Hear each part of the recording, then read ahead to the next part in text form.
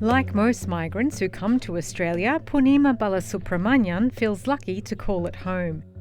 She moved from Singapore to Melbourne with her husband and daughter almost 4 years ago. I am constantly preaching to my family and to my friends to move to Australia. Purnima came on a student visa, but is now working as a kindergarten teacher. No, it's not going very well. I think I've exhausted all the neighbourhoods we were looking at. The family are ready to buy their own home, but the options are limited. I'm so close to just quitting, but I know I've got to find some sort of solution because we just can't look at renting for the rest of our lives. While immigration is not the only factor influencing property prices, it does increase demand for housing. Economists say about one extra home is needed for every 3 migrants. Research shows if 250,000 people came to Australia in 2023, that would turn a house price fall into price gains of about 5%. It will also put more pressure on rents, with prices lifting by about 7%. If immigration were to come back rapidly, we would see significant upward pressure on rents and significant upwards pressure on house prices. So we'll be well down into single-digit growth, I think, by the time we get into next year and into 23. A federal inquiry is currently looking at the issue of housing affordability. One of the ways to keep prices within the reach of Australians is to build more properties.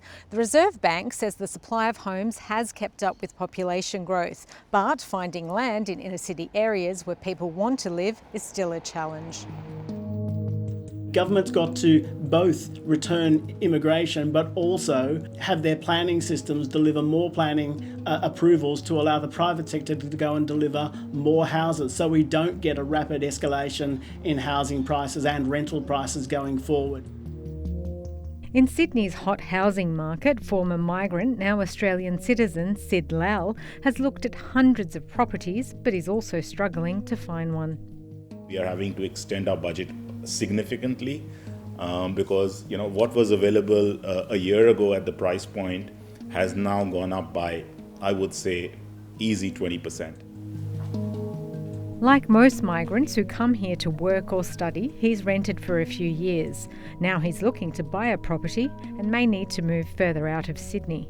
With a new wave of migrants coming in, there's going to be a new wave of money, and property prices are probably going to increase even further. Paul, nice to meet you, Paul. Thank you so much. Thank you. You're welcome. Purnima and her partner Harish want Australia to embrace migrants and want more affordable housing. Our heads are reeling and we're just not able to figure out where we're going to get the funds for this. We're sort of stuck in like a dead-end road and we're just hoping that some path is going to open up. Many others are also hoping for an easier path towards their dream home.